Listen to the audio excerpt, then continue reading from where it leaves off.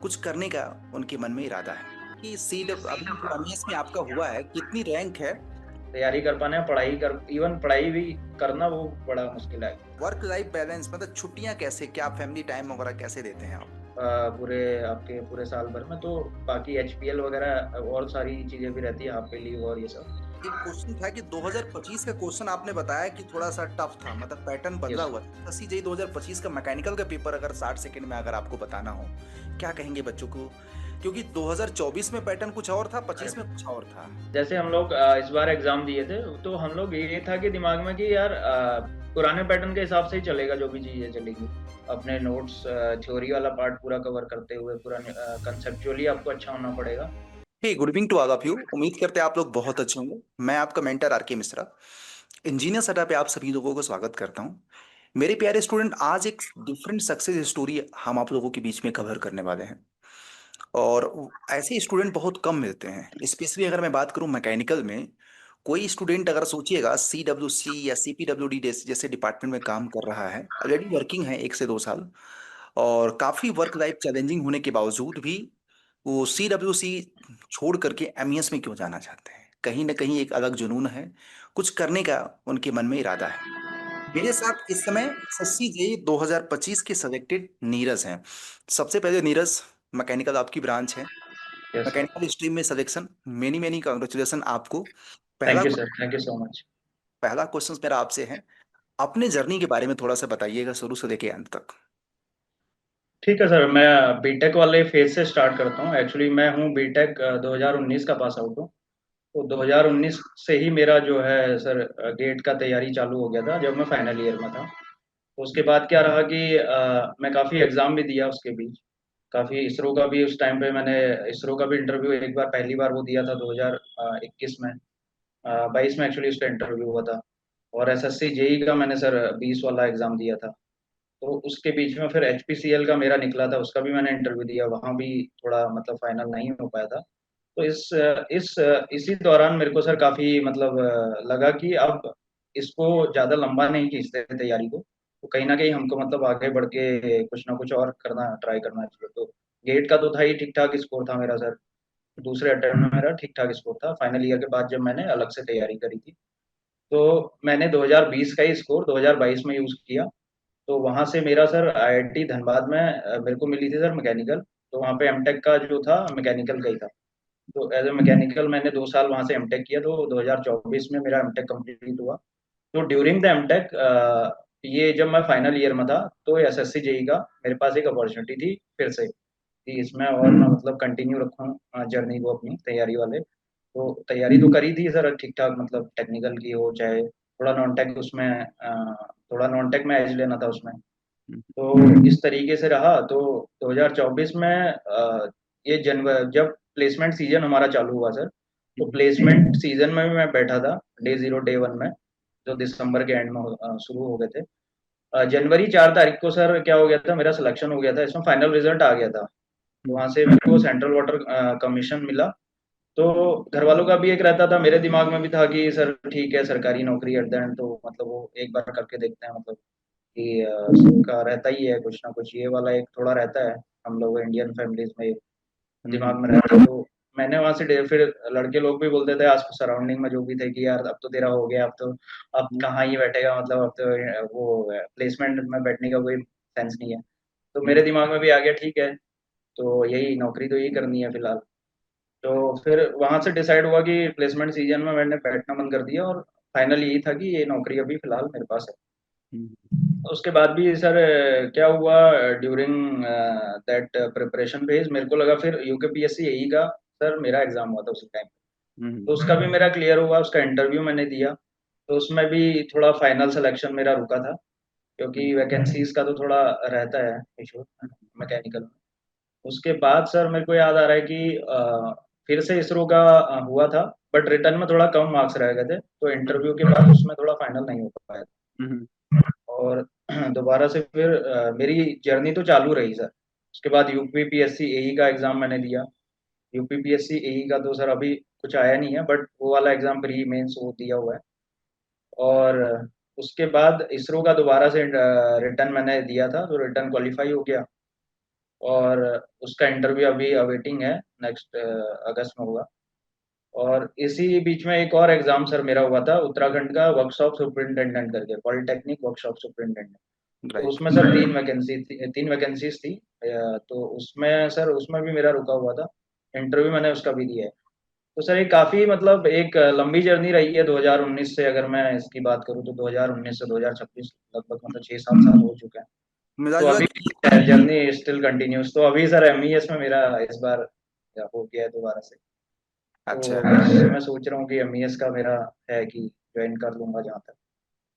Okay. तो पहला एक क्वेश्चन मेरा आपसे ये रहेगा, सीडब्ल्यूसी के अंदर एक बच्चा जानना चाह रहा है कि सीडब्ल्यूसी के अंदर जॉब कैसी रहती है, क्या सी मतलब काम। सी डब्ल्यू सी का मेन जो कोर, जो एक कोर आइडिया होता है किसी भी डिपार्टमेंट का, तो सी डब्ल्यू सी का क्या है sir, it is related to one of the pioneer institute, we can say technical organisation है ऑफ वाटर सेक्टर।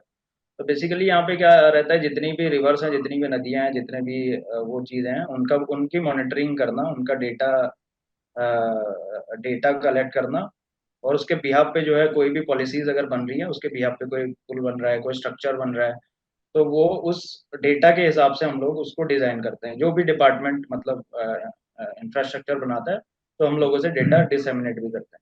दूसरा मेन जो काम है वो फ्लड फोरकास्टिंग का है। जैसे सर जून से लेके अक्टूबर तक ये एक मानसून सीजन चलता है। तो इसमें क्या रहता है, जितनी भी हमारी स्टेट और सेंट्रल जो भी एजेंसीज रहती हैं, जैसे डीडीएमए या फिर जो भी स्टेट की डिजास्टर मैनेजमेंट जो भी चीज़ें हैं, या एसडीएमए वो भी, हम्म। वो सारी कनेक्टेड रहती हैं। तो उनको हर दिन जो है डेटा जाता है, डेटा इन द सेंस की फ्लड फोरकास्टिंग जाती है हम्म। कि पानी कब बढ़ेगा, कब कम होगा, कम हो रहा है, घट रहा है, किस साइड पे कितना है। अलग अलग साइटें बनी हुई हैं सर, हर हम्म। नदी की साइट बनी रहती है। तो साइट पे वही रहता है, डिस्चार्ज मेजरमेंट करना। तो मानसून सीजन में डिस्चार्ज करना, मतलब डिस्चार्ज तो हर पूरा पूरा साल भर चलता है। बाकी वाटर लेवल वो करना, उसके बिहाफ पे जो है फ्लड फोरकास्टिंग करना, ये एक कोर मतलब काम है। ये मेनली सर सिविल का ही है। अगर मैं सही उसमें देखूं, सी एंड एम करके जो है सिविल में हमारा डिपार्टमेंट रहता है, civil and mechanical. But main अगर देखा जाए तो काम तो वो सर सिविल का रहता है उसमें, मेजोरिटी जो है। अच्छा, एक क्वेश्चन कि सी डब्ल्यू अभी जो एमईएस में आपका हुआ है, कितनी रैंक है, और हम लोगों को किस तरह से मतलब कि देखते हैं कि ड्यूरिंग ड प्रिपरेशन फेज किस तरह से हेल्प आप लोग करते रहते हैं। सर इसमें सी डब्ल्यू सी में अगर आप जॉब के साथ, जॉब में डिपेंड करता है सर आपकी पोस्टिंग कहाँ है। सी हम्म। डब्ल्यू सी में वर्कलोड डिपेंड करता है पोस्टिंग पे। अगर पोस्टिंग आपकी सर डिवीजन में है, यहाँ पे डिवीजन रहते हैं, सब डिवीजन, और सब डिवीजन के अंदर रहती है साइट्स। तो हम्म। डिवीजन जैसे डिवीजन में थोड़ा वर्कलोड रहता है। अगर आपको एक हेडक्वार्टर करके पोस्ट होती है, जेई हेडक्वार्टर, अगर वो पोस्ट मिलती है तो उसमें काफ़ी वर्कलोड रहता है।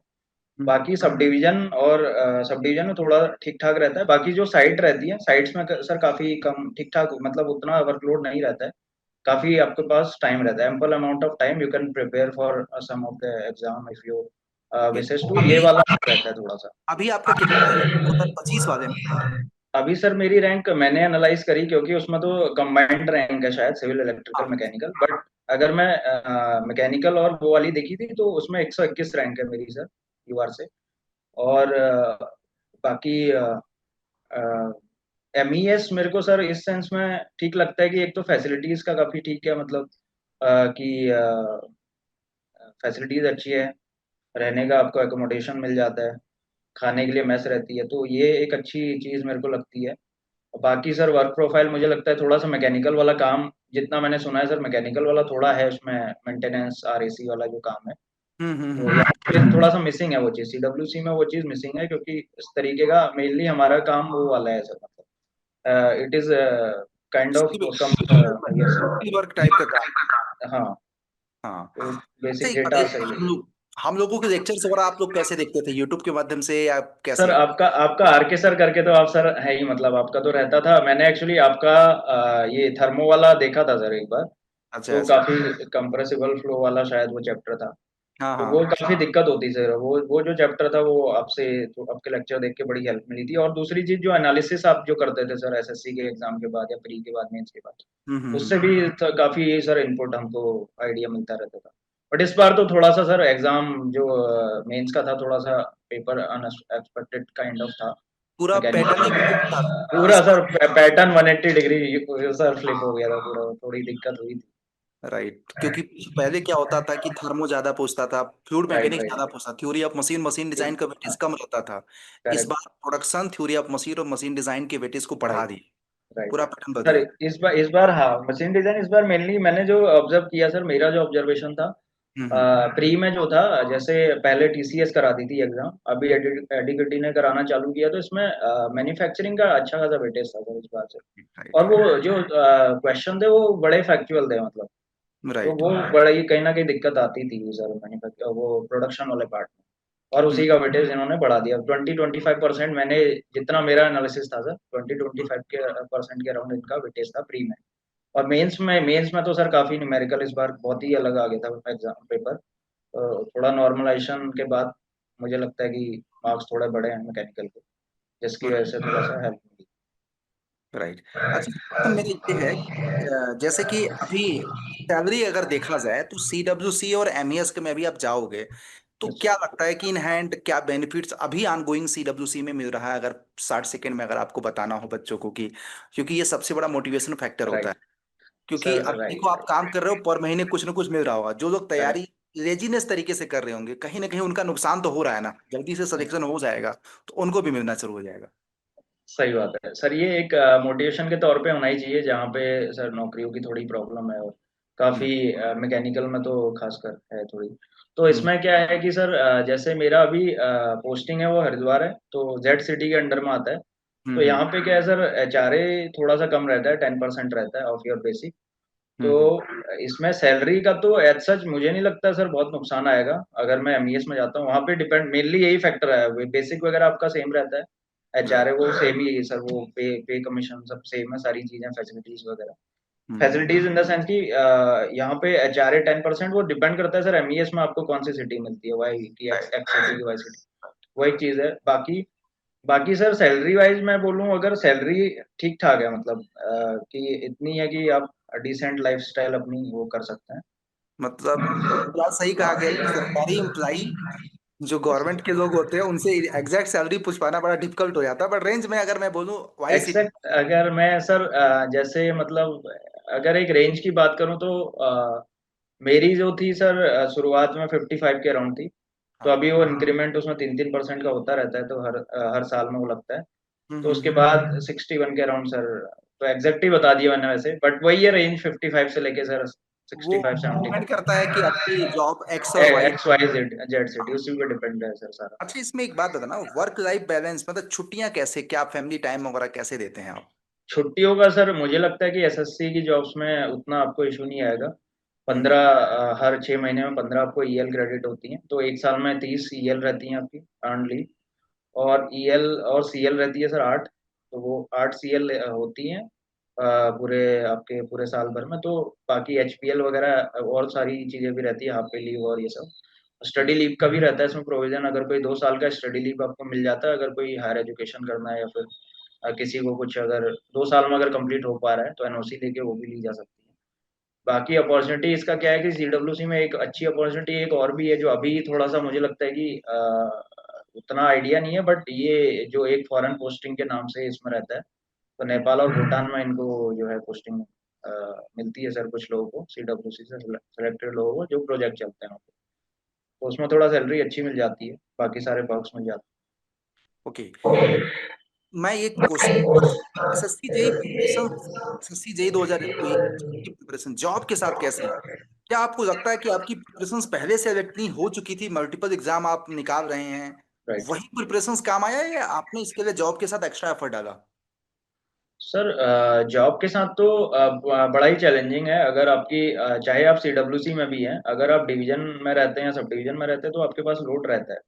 तो हम्म आप अगर आप ऑफिस, कोई सोच रहा है कि ऑफिस आवर्स में कुछ पढ़ लेंगे, कुछ अलग तैयारी कर लेंगे, वो तो नहीं होने वाली है। तो हम्म उसके बाद ऑफिस आवर्स के बाद आपका अगर वो रहता है, जैसे मैं रहता हूँ सर भाई के साथ, तो मेरे को काफ़ी हेल्प मिल जाती है, रहने हम्म खाने का मेरे को उतना इशू नहीं आता है, तो मेरा टाइम बचता है सर। तो हम्म इस वजह से मैं थोड़ा सा कर पाया था, कंटिन्यू रखा था अपनी तैयारी को। तो दूसरा चीज, कुछ लोग जो दोस्त लोग थे जो तैयारी वाले उसमें रहते थे, मैं तो बोलता हूँ कि उनके कनेक्ट करके रखना चाहिए लोगों के साथ कनेक्ट होकर रहना चाहिए। क्योंकि एक जॉब के साथ मतलब वो काफी मुश्किल है सर, तैयारी कर पाना, पढ़ाई कर, इवन पढ़ाई भी करना वो बड़ा मुश्किल है। सेम चीज की पढ़ाई मैं बोलता हूँ। इसमें क्या था कि एक चीज तो आपने सही बोली सर, एक लेवल पे आ चुका था मैं पहले से ही, तो हम्म। उसमें लेकिन ये था कि वो कंसिस्टेंसी को मेंटेन करना बड़ा इंपॉर्टेंट टास्क था। तो मैंने बिल्कुल। किया, और मुझे लगता है कि आप अगर एक लेवल पे आ जाते हैं, एक सैचुरेशन आ जाता है, तो आपको बहुत ज़्यादा फिर एफर्ट मुझे नहीं लगता कि बहुत करने की ज़रूरत पड़ती है। तो वही मेरा लेवल ठीक-ठाक आ गया था बोल सकते हैं सर। और दूसरा हाँ, वो जीएस मेरा थोड़ा वीक था, तो जीएस में मैंने थोड़ा फ़ोकस किया इस बार, तो वो ठीक रहा मतलब, फिर हो गया सर इस बार। ओके। तो मीनवाइल अगर देखा जाए, परसेप्शन जो है कि अगर आपकी प्रिपरेशन एक लिमिट तक हो चुकी है तो बस करेक्ट। आप रिवीजन और प्रैक्टिस करते जाइए। रिवीजन और प्रैक्टिस करते रहिए। आप टेक्स्ट बुक का ले लीजिए, आपका सर अड्डा अड्डा इंजीनियरिंग वाले जो टेस्ट सीरीज है, टेस्ट सीरीज लगा लीजिए आप, काफी हाँ। सारा उनकी एनालिसिस अच्छी है। तो ये सब वो सब सॉल्यूशन वो सब अच्छे दिए रहते हैं, तो ये सारी चीजों से काफी हेल्प मिल जाती है। राइट। तो प्रिपरेशन आपकी सिलेक्शन कंटिन्यू का रहे। एक क्वेश्चन था कि 2025 का क्वेश्चन आपने बताया कि थोड़ा सा टफ था, मतलब पैटर्न बदला यस। हुआ था। एसएससी जेई 2025 का मैकेनिकल का पेपर अगर 60 सेकंड में अगर आपको बताना हो, क्या कहेंगे बच्चों को? क्योंकि 2024 में पैटर्न कुछ और था, 25 में करेक्ट। कुछ और था। एक्चुअली 2024 में क्या था सर कि it is incline towards more towards theoretical part. तो राइट। अगर मैं बात करूं सर 2024 के पेपर या 2000 उससे पहले की 2023 के पेपर की, तो वो काफी मतलब सर वन लाइनर टाइप, या फिर वो बोल दीजिए आप, जिसमें आपकी थ्योरी अगर आपकी अच्छी कवर हो रखी है, आपके नोट्स अच्छे बने हैं, तो मुझे नहीं लगता बहुत आपको इश्यू आएगा उधर। तो इसलिए वो कट ऑफ भी बहुत ज़्यादा जाती थी उस टाइम पे। उस टाइम पे इसलिए कम हो गई क्योंकि न्यूमेरिक उस टाइम पे मुझे लगता है 80-85% तो पूरा थ्योरी ही रहती थी। बट इस राइट। बार जो हुआ, इस बार काफ़ी चेंज हुआ था पैटर्न में। तो मुझे लगता है जो गेट में अच्छा कर पा रहा है, जो न्यूमेरिकल सॉल्व कर ले रहा है, तो सर उसका ही जो है फाइनल सिलेक्शन जाके हुआ इस बार वाले में। तो काफ़ी लोग बच्चे यहाँ से फ़िल्टर आउट हो गए थे सर मेंस में, राइट। मैकेनिकल। तो काफ़ी आपको न्यूमेरिकल पार्ट पे फ़ोकस करना बहुत इम्पोर्टेंट है। इस चीज़ से मेरे को ये समझ आया इस बार वाले एग्ज़ाम से। क्योंकि कुछ नहीं पता है सर, आगे भी मुझे लगता है कि एग्ज़ाम अगर इसी तरीके से पैटर्न रहा तो बड़ा थोड़ा-सा आपको उधर की तरफ ध्यान देना पड़ेगा, न्यूमेरिकल पार्ट राइट। तो 2025 के 26 वाले या 27 वाले जितने भी हैं, अगर आपको सजेशन देना है तो न्यूमेरिकल पार्ट प्लस थोड़ा सा एनालिटिकल और अच्छे में। कॉन्सेप्चुअल क्वेश्चंस को करने ही हाँ, पड़ेंगे। कॉन्सेप्चुअल करने पड़ेंगे सर, आपको प्रैक्टिस में आना पड़ेगा। हम्म। जैसे हम लोग इस बार एग्ज़ाम दिए थे, तो हम लोग ये था कि दिमाग में कि यार पुराने पैटर्न के हिसाब से ही चलेगा जो भी चीज़ें चलेंगी। तो अचानक से जब आप एग्ज़ाम सेंटर में बैठते हो, एग्ज़ाम में बैठते हो और आपको पता चलता है कि ये तो पूरा 180 डिग्री फ्लिप कर गया पेपर, तो हम्म। बड़ा वो सर डिमोरलाइज़िंग हो जाता है, वहाँ पे कॉन्फिडेंस बड़ा लो हो जाता है। तो उस केस के लिए तो तैयार रहना पड़ेगा, कुछ भी एग्ज़ाम कैसा भी आ सकता है। तो हर मल्टी डायमेंशनल तरीके से हमको तैयार रहना पड़ेगा, तैयारी वाले के एक लिए। नए स्टूडेंट के लिए, नए एस्पिरेंट्स के लिए तीन ऐसे जरूरी एडवाइस जो मैकेनिकल इंजीनियर्स हैं उनको क्या देना चाहेंगे आप?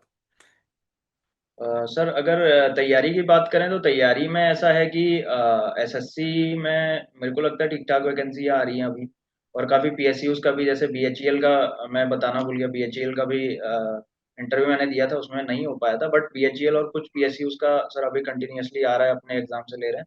ये एक अच्छा मतलब चीज़ है, किसी का गेट में अगर नहीं हो पाता है, यहाँ से अपॉर्च्युनिटी आपके पास बनी हम्म। रहती है। तो तैयारी मुझे लगता है कि it is about all about consistency का ही गेम है सर, और परसिवरेंस जितना आप आपके अंदर रहेगा वो सिलेक्शन के पास जाएँगे। पहली बात तो वही है सर, अपने नोट्स अच्छे बनाइए, अपने नोट्स थ्योरी वाला पार्ट पूरा कवर करते हुए पूरा कंसेप्चुअली आपको अच्छा होना पड़ेगा। तो प्री में तो सर मुझे लगता है थ्योरी टाइप ही रहेगा एग्ज़ाम, मोर और लेस, बट वो जो इश्यू आएगा वो मेंस में फँसेगा। अगर मेंस किसी का न्यूमेरिकल वाला पार्ट अच्छा कर गया कोई, तो वहाँ वो एज उसको है रहेगी सर। तो ये बड़ा फ़ोकस करना पड़ेगा मैकेनिकल वालों को, कि आपको थ्योरी प्लस उसके साथ-साथ आपको न्यूमेरिकल में भी ध्यान देना पड़ेगा, क्योंकि ये काफ़ी चेंज हो चुका है पैटर्न पिछली बार से। और दूसरा जीएस की बात करें तो जीएस में एक बेसिक जैसे हिस्ट्री, पॉलिटी और आपका ज्योग्राफी और करंट अफेयर, ये आपको थोड़ा-सा ध्यान में रख के चलना पड़ेगा। बाकी चीज़ें जैसे रीज़निंग में आप अच्छा स्कोर करने का कोशिश करिए, रीज़निंग और टेक्निकल। तो मेरा ऐसा था कि प्री में, जैसे अपना ही एग्जांपल बताऊं, तो मेरे 44 थे रीजनिंग में, हम्म, और 21 आई गेस, 21, और एग्जैक्ट याद नहीं आ रहा है, जीएस में थे, और टेक्निकल में मेरे काफ़ी अच्छे थे, 86 के अराउंड आई गेस थे मेरे प्री में। तो वहाँ से मेरा काफ़ी अच्छा स्कोर बन गया था सर ओवरऑल। ओके तो दैट्स अच्छा, ठीक है। तो thank you Neeraj, and hope हम एक बार मिलेंगे भी श्योर ऑफिस में, सर, श्योर। और आप मिलाएंगे। और अच्छा लगा आपसे बात करके। और एक क्वेश्चन मेरा ये था कि जैसे कि इतने सारे एग्जाम क्रैक कर रहे थे, तो जैसे सिलेक्शन के बाद आपके पेरेंट्स मतलब कि किस तरह से आपकी जर्नी में मदद किए? जर्नी में सर, जैसे मैं थोड़ा हम्बल बैकग्राउंड से बिलोंग करता हूँ, तो मेरा जो है, मैं भाई के साथ रहता हूँ। तो हम्म। भाई का बड़ा इम्पोर्टेंट रोल रहा है, मदर फादर का तो है ही, बाकी भाई जो बड़ा भाई है मेरा, उनका बड़ा मेरी जर्नी में बहुत बड़ा रोल रहा है, पूरा मोटिवेशन, मोटिवेटेड रख के, या जो भी चीज़ है, जब भी फाइनेंशियली कोई प्रॉब्लम आई, तो फाइनेंशियली पीछे बैकअप वो था मेरा सर। तो वो बड़ा मैं ग्रेटफुल हूँ उस चीज़ के लिए। मैं तो मतलब बोलता भी हूँ, ये थोड़ा-सा मैं, मतलब अगर आप घर में छोटे हो तो आपके पास प्रिविलेज रहता है वो तैयारी का, तो राइट। वो मेरे पास था थोड़ा-सा। तो मैं उसको, मतलब वो उसका फ़ायदा भी उठाया, और हो भी गया सर फाइनली सिलेक्शन। तो अभी जॉब करते हुए मेरे को 2 साल तो हो गए हैं सर, 2 से ऊपर हो चुका है। पापा क्या करते हैं? नहीं रही है। पापा क्या करते हैं? पापा सर, वैसे उतना बैकग्राउंड हमारा वैसा हम्बल ही है, मतलब पापा का वैसा कुछ रहा नहीं है। जॉब करी है उन्होंने, बट बाद में कुछ घरेलू सिचुएशंस की वजह से छोड़ दी थी। शुरू में घर उन्होंने कहाँ है जॉब आपका? करी। होम टाउन कहाँ है? मेरा सर अल्मोड़ा उत्तराखंड में हूँ, होम टाउन ओके है। ओके, मतलब उधर ही है। ठीक हाँ है। सर। तो बड़ा अच्छा हाँ, लगा। पोस्टिंग ये अच्छी चीज़ रही सर, जैसे मतलब पोस्टिंग मेरे को अल्मोड़ा से ही हूँ, मतलब उत्तराखंड का ही हूँ, तो उत्तराखंड में मेरे को पोस्टिंग भी मिल गई थी। तो ओके। क्योंकि सी एंड एम का जो लिस्ट बनती थी, उसमें सर रैंक वाइज रहता था, तो रैंक मैकेनिकल वालों के ऊपर रहती थी, तो उस वजह से थोड़ा सा हम लोग वो थे कि हमको पोस्टिंग यहाँ मिली। ओके दैट्स गुड यार। मैकेनिकल में तो सिलेक्शन लेना बड़ा टफ हो जाता है, बट आप लोग ले रहे हैं, ये बहुत बड़ी बात है। और लगातार कई सारे एग्जामिनेशंस में अगर आपका सिलेक्शन हो रहा है, इट मीन्स कि मैं मानता हूँ कि आपने मेहनत किया होगा, ये सब तुक्का राइट। में नहीं होता है। बिल्कुल एंड अच्छा लगा नीरज आपसे बात करके, हो बहुत जल्दी हमारी आपकी मुलाकात भी होगी। Sir. And yes thank you guys. आप लोगों को भी कोई क्वेश्चंस हो मैकेनिकल से रिलेटेड प्रिपरेशंस, अगर आपको कैसे करनी है कैसे, तो नीरज और हम कोशिश करेंगे आप लोगों को गाइड करने का। आप लोग वीडियो के नीचे कमेंट में भी आप पूछ सकते हैं। और होप आप लोग भी नेक्स्ट पॉडकास्ट आप लोगों के साथ हो। मेहनत करो। मैं आपको सच बता दूं, मैकेनिकल में सिलेक्शन लेना एसएससी जेई में टफ है। बट अगर आप जो नीरज ने बताया ना, बदलता हुआ एग्जाम पैटर्न है, राइट कि सर। पूरा का पूरा पहले थ्योरेटिकल क्वेश्चंस, फिर सब्जेक्ट की वेटेज के पैटर्न को टीसीएस किसी और सब्जेक्ट का हाईली वेटेज बना रहा था, इसमें मैकेनिकल में production, machine design, theory of machine के क्वेश्चंस भर दिए ज्यादा से ज्यादा, प्लस लेवल भी अच्छा खासा कर दिया Neeraj, I think. Yes sir. Right. तो लेवल अच्छा खासा। हाँ, तो वो चीज़ आपको ध्यान रखना है। थैंक यू नीरज, सच में थैंक यू अच्छा। सर। थैंक यू हाँ। सर।